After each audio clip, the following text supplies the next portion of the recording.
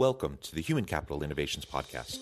We're your source for personal, professional, and organizational growth and development, where we share original research, explore industry trends, and interview executives and thought leaders from across the globe. We hope you join us often for practitioner-oriented content around all things related to leadership, HR, talent management, organizational development, and change management. Maximize your personal and organizational potential with Human Capital Innovations Podcast. Do you enjoy the Human Capital Innovations Podcast? Please subscribe, leave a review, comment, share, and consider supporting the podcast on Patreon, even at the producer and sponsorship levels.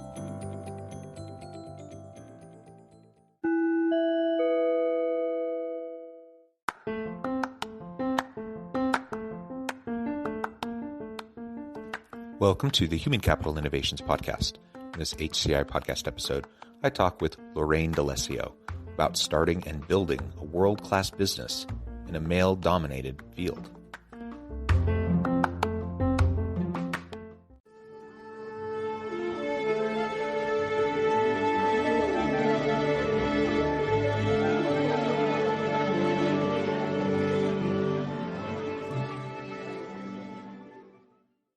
Lorraine D'Alessio, welcome to the Human Capital Innovations Podcast. Oh, thank you so much for having me. It's an honor and a pleasure to be here today. It is a pleasure to be with you. You have a tremendous background. I'm super excited to have a really fun conversation. And this is one we've been preparing for a long time. I'm excited to finally have the chance to meet you and to have a chance to chat with you as we're preparing for the episode. Today, we're going to be exploring your journey in starting and building a world-class business in a male-dominated field.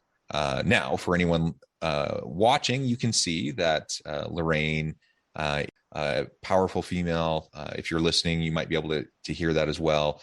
And Lorraine, you've done some tremendous things in building your businesses and pivoting over time in a variety of ways. All of that in male-dominated fields, which is never an easy thing. It's hard in any business, in any kind of circumstance, to be successful, but certainly in this kind of a male-dominated world, where gendered inequities and sexism is paramount and is always there, and you always have to deal with it. So I'm super excited to be able to explore this with you, and I appreciate your willingness to delve into this topic with me today. As we get started, I wanted to share Lorraine's bio with everyone. CEO and founder of D'Alessio Law Group, Lorraine D'Alessio was named the 2017 Leader in Law by the Los Angeles Business Journal and recipient of the 2018 Enterprising Woman Award. Lorraine is a former Ford model turned legal powerhouse and award-winning immigration expert. Lorraine serves on the board for Artists for Change and has provided counsel to hundreds of prominent entertainment agencies, unions, private companies, academic institutions, tech startups, entrepreneurs, and enterprises, including Next Models, Food Network, SubPac, Pepperdine University, ACTRA, New York Film Academy, Plug and Play, Expert Dojo, and 500 startups. In addition to these clients, Lorraine has worked on highly successful refugee and deportation cases, earning awards for her work with immigration and immigrant communities across Los Angeles. Lorraine earned her law degree from Southwestern Law School and is originally from Toronto. Again, wonderful to have you. Anything else you would like to share with listeners by way of your background or personal context before we dive on in further?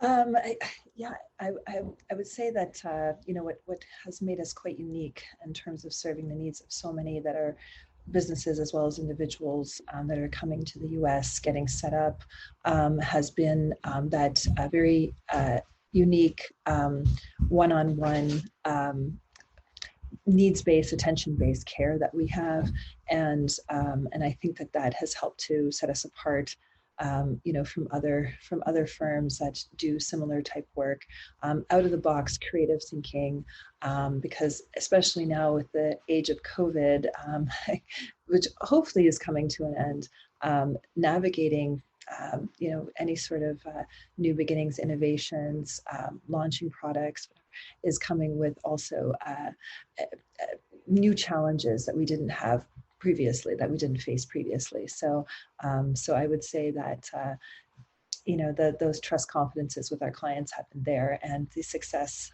along with it. So yeah. Yeah, well, that's wonderful. That's wonderful. And maybe you can just start us off with the conversation by sharing a little bit about your journey and path. Now, you've kind of done a variety of things over time. How did you make the transition, for example, from modeling to get into the law profession, and to be? I mean, you're incredibly accomplished in the law profession in and of itself, but you're also doing other things in relation to being a sports agent with the WNBA, and just so many fascinating things. Tell us a little bit about your path, your journey, and why you decided to try to tackle these sorts of things throughout your career. Yeah, certainly. I'd say that for me, coming out of law school, I did have a taste of what it was like to work in a bigger law firm that had many male partners, and got a chance to see what that would be like, and going through that kind of partnership track. And although I think that that's a path that some choose to take, I just saw many barriers in that, and felt that I would be spending years and years and years trying to get through all that bureaucracy. Meanwhile, there's such an important message to give. So my years in the entertainment industry, a whole career really in fashion, and all of the contacts I had internationally as I traveled as a fashion model representing Ford models, as well as mother agents around the world. I already had a client base right there, and starting in the fashion and entertainment business. So I didn't feel that I was the same sort of cookie cutter mold that comes out of law school. And also, actually, it was another career I also had in government. So I understood, I was a campaign manager, campaign assistant manager, sorry, for a group that actually got elected in Canada, and since went on to, during the time I was also balancing my modeling career to see what it was like in the legislative, and then also the government bureaucracy side on the in one of the ministries in Canada. And as a result, I had also other contacts in the government. So I really had a lot of experience of dealing with the guy really with the badge and the gun as I go through the borders, and I already had that familiarity. I already knew that there were many issues and needs around that. So what I did was simply just translate that experience to, I know that there are people out there that need these trust relationships, that need to know that there's an advocate behind them, so they can come into this, to whatever country it may be, and our focus has been US and Canada, to do their job, to get to execute on their work. And having to kind of navigate all these other processes may or may not be something that they're comfortable with, and usually it's not. And this is something specifically that usually a lawyer helps out with. So it all sort of started from that, and it was really about putting together the right A-team. And, I found that a lot with women, other women lawyers, executives, executives that turned out to be our clients, and then women, other female amazing powerhouses that then became my lawyer colleagues on my team. And there also are some men that work with us too, but supportive of that female journey that you often find that started out really in fashion, and then sort of spread out to sports and e-gaming, influencing work, as well as film, television, and really a lot of other industries as well. So I would say that what helped a lot with my background was I had already a network of contacts that I knew desperately needed these services. And from when I was in law school, even, I was connecting and putting together a great team, so that when we came out of all of that great schooling, and then I had a wonderful mentor who I really learned the ropes from, and that actually came into the firm and worked with us until he eventually, unfortunately, he was an elderly man, so eventually passed away. But he actually helped all of us learn much of the ropes. So we took a little bit of a different route than what was typically taken from that sort of cookie cutter approach when you graduate law school. But at the same time, I think it was the right way to go, because we assembled a team that's now nearly 60 people that is quite dynamic and very strong. Since we've been together, many of us have been together for obviously many years, over a decade. Yeah, thank you for that. And yeah, it's interesting. So you end up, first of all, again, you have a really interesting kind of path with a variety of different experiences, all which, help to inform how you carry out your work now. And I think that's wonderful. The reality is very few of us have a perfectly linear path, or we decide, from the very beginning what exactly we're going to do and how we're going to do it, and then you do it, right? Very few of us do that. And we explore, we try different things, and all of those experiences then inform how we move into the future, into future opportunities, and how we lead in those opportunities. And so I'm hearing all of that coming from your story and from your experiences. And it's really interesting to me how you chose to get off of the kind of the traditional corporate law partner track, right? Which is the common track most people take. Yes. And you made the decision to go your own way. And that's a scary thought, I imagine. Entrepreneurship is scary, and starting your own firm and trying to help it to be successful is scary. But one of the things I took away from what you were just sharing is that you were laying the groundwork for your success long before you found yourself in the position to, start your own firm. You were building relationships, connections, networks, partnerships, like all of these things were happening far in advance, that then created the potential, the opportunity for you then to start a successful business. Yes, absolutely. And very much mapped out. And also knowing how to stay in touch and keep those conversations going up until the launch of the law firm.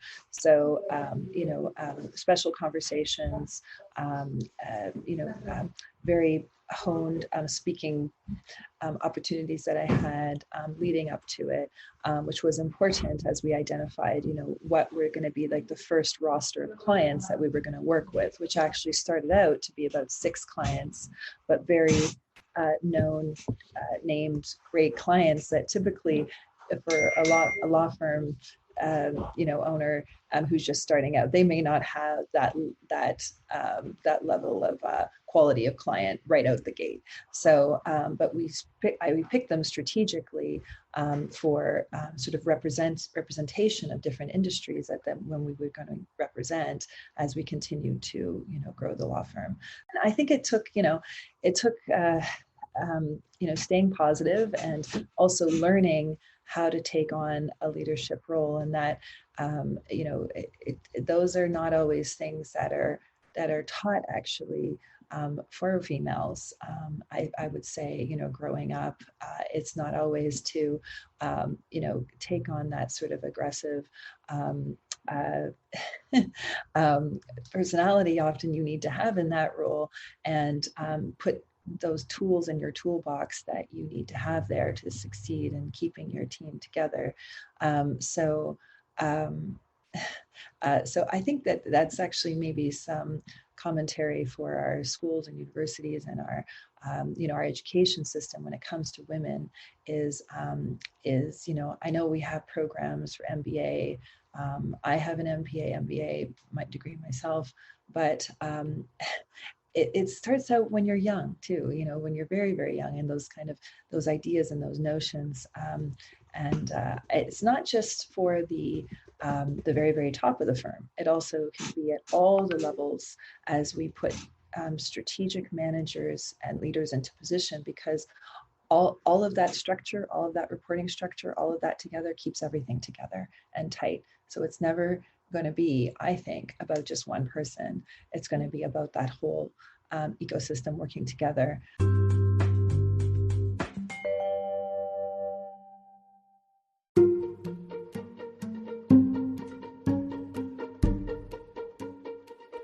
Welcome to the Human Capital Innovations Academy.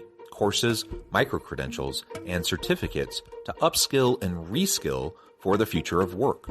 All HCI Academy courses, micro-credentials, and certificates are designed, developed, and delivered by award-winning and internationally renowned scholars, educators, thought leaders, executives, and practitioners. Our courses, micro-credentials, and certificates will help you make your mark on the future of work and make an immediate impact in your organizations. Check out the HCI Academy and our many course offerings and certificates to upskill and reskill for the future of work.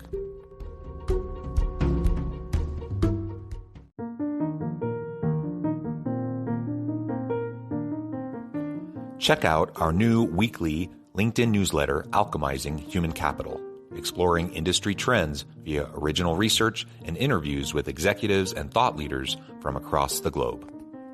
We look forward to having you join us.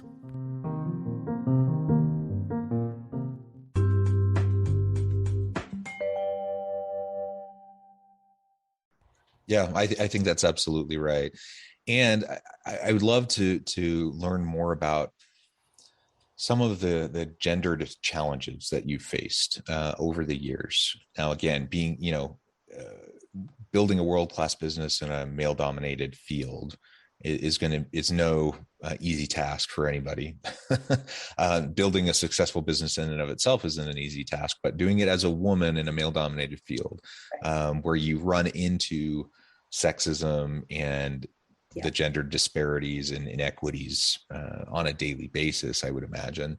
Tell us a little bit more about some of those challenges you faced and how you've worked to overcome them. So I would say that going back, so I mean, I could maybe give a couple of examples too that might help, but I think one of the challenges there is, I know it seems very pedestrian, but being taken seriously.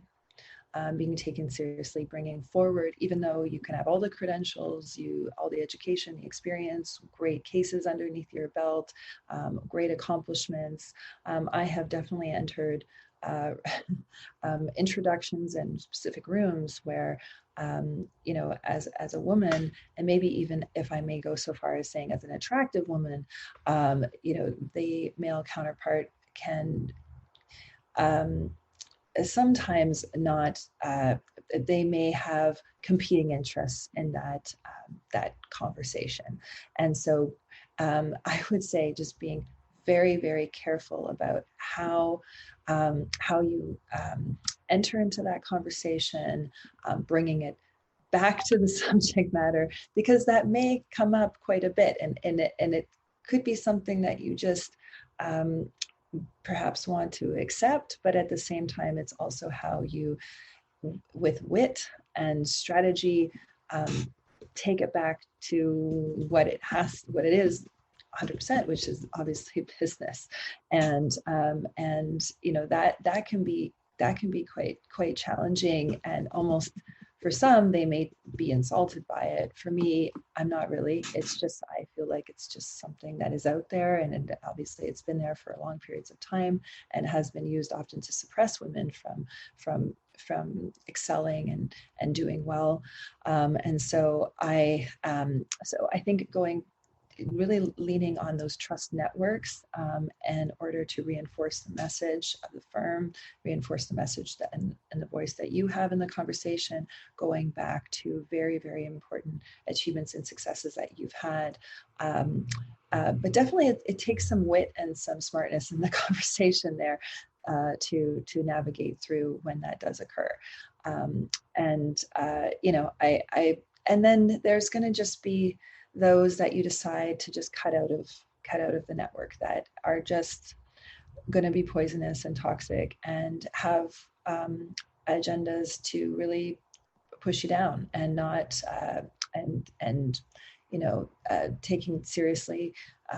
not taking you seriously, and really will not get there, and you just have to accept that, and as tough as it is, and move on, because there are plenty opportunities. It's been really great for me to network and really link arms with other strong female businesswomen, entrepreneurs, and also, and especially women within my own organization, as we tackle some of these experiences, and also as we open up new doors together. And I have been really, sorry, I'm a believer. So I've always been amazed at, when one door closes, another one opens, or maybe three others open. And so that sort of gender inequality and some of the sexism out there can get very, very depressing and discouraging. But at the same time, for me, at least in my life, and I've been so fortunate, there's always been another door opening or another opportunity. And just recently, our firm has had just a wonderful opportunity to really expand. We were at Milan Fashion Week. We were there representing one of America's now great couture fashion designers, Glaudi, who's dressing top celebrities, everyone from Serena Williams to Ava Longoria, and the list is going on and on and on. She's this. All the kind of the top starlets coming out with the premieres, they are wearing her stuff, and we are her lawyers. We are her legal team. So we do the business law side as well as the immigration. But again, this was a door that opened from a wonderful women's organization that saw the need to put us both on an introduction and a panel together. And the next thing you know, another door is open. Yeah. Well, I think that's great. So what I'm hearing, I mean, there's many great things that you just shared, but building your network not only helps in business generally, but as women in a male-dominated field, you need a network of women supporting and helping each other to find success. And what I also am hearing from what you're saying is you're always keeping your eyes open for future opportunities based on what, the current circumstances. And so one thing that may be completely disconnected from anything you're doing today, but can potentially open the door or crack that door open for a future opportunity. Those are the types of things we can't afford to let slip by. Like, you got to stay on top of those things. You have to explore those things, and you have to, keep good people around you, so you have the capacity, in the bandwidth to be able to explore those things. I think all of that is just tremendous. Absolutely.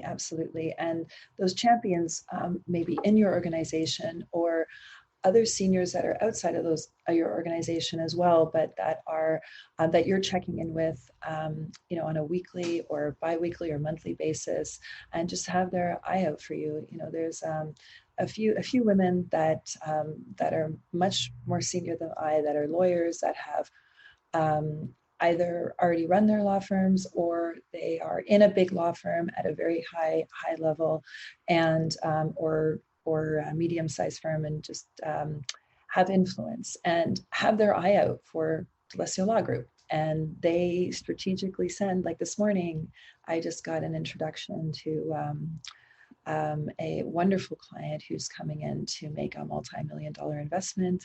I mean, obviously that client could have been sent to a lot of other law firms. However, we were chosen also because of the gender makeup and the identity of this particular investor.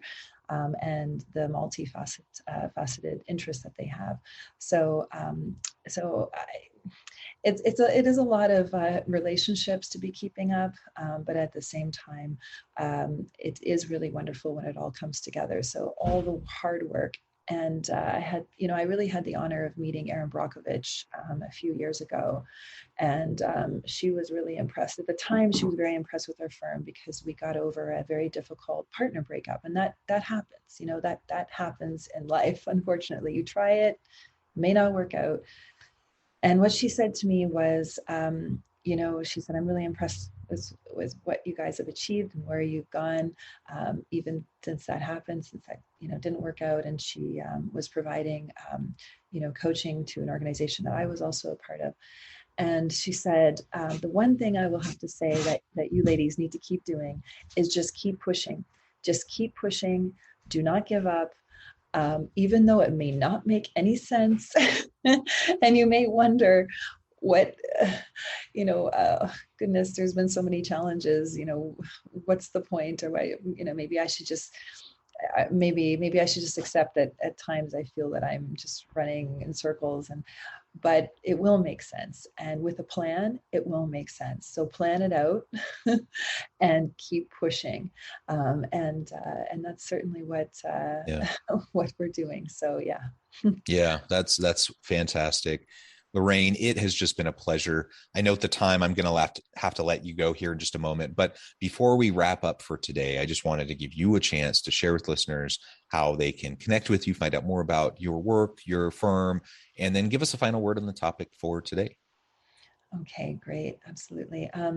So yes, my final word, for message really for all the female professionals out there that are pushing and striving toward their goals is to keep going, and knowing that there are wonderful opportunities out there. You just have to ask, and if you're not asking that question, then it may not just obviously fall in your lap. You need to make that first step and be that go-getter and go for it. So, and D'Alessio Law Group is really at your disposal to help.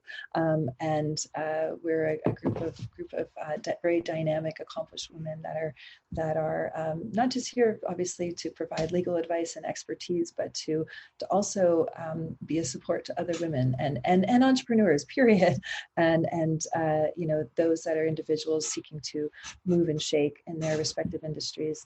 And so you can reach us on our website, www.dalessiolawgroup.com or dlgimmigration.com, DALESSAO lawgroup.com.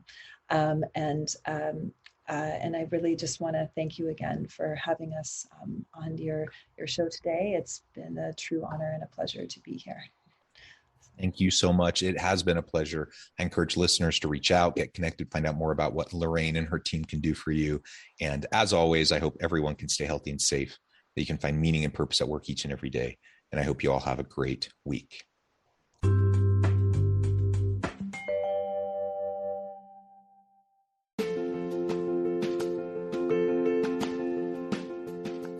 Bluer Than Indigo Leadership, the journey of becoming a truly remarkable leader. Early in my adult life, I learned about an Asian proverb that translates as bluer than indigo. If you think about the color indigo, it is a brilliant, deep, and vibrant blue, what some would call the bluest of blues. To have something that is bluer than indigo is rare and truly remarkable. Contrary to popular myth, there is no one-size-fits-all or cookie-cutter approach to effective leadership. There is no silver bullet, no secret sauce, no go-to model that will solve all of your problems. The truth is, great leaders have all had their unique strengths and flaws, and have all had to discover and then pave their own distinctive path in their life's journey to fulfill their leadership potential. Bluer Than Indigo Leadership will help you discover your own path and explore those ordinary, everyday actions that will help you respond to an uncertain future and produce extraordinary results for individuals, teams, and organizations.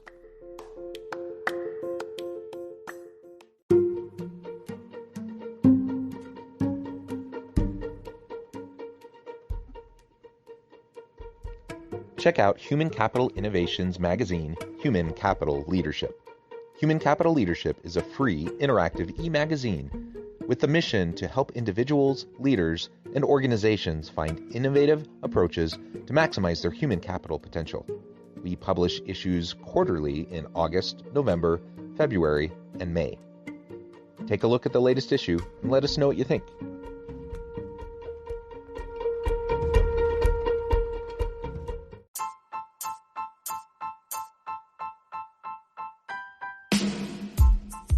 The alchemy of truly remarkable leadership. Ordinary, everyday actions that produce extraordinary results. Consider how the nature of work has shifted over the past 50 years. With increased globalization, rapid technological advancement, and the shift in economic composition, the average job of today looks very different than the average job of 50 years ago. What will the jobs and organizations of tomorrow look like? Moreover, what does this all mean for organizational leaders? What are the core competencies and capabilities of organizations and their leadership that are prepared for continued disruption and geopolitical and socioeconomic shifts? Regardless of what the future holds, increasingly, leaders need to be socially minded, data-driven, decisive, champions of talent, and disruptors of the traditional notions of leadership, teams, organizations, and work. The alchemy of truly remarkable leadership will help you to explore your own leadership competencies and capabilities and consider ways to apply and implement them into your workplace and personal life.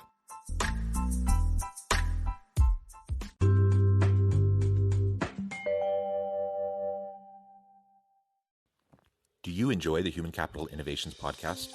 Please subscribe, leave a review, comment, share, and consider supporting the podcast on Patreon, even at the producer and sponsorship levels. Thanks again for joining us for this episode of the Human Capital Innovations podcast. I hope you stay healthy and safe and that you have a great week.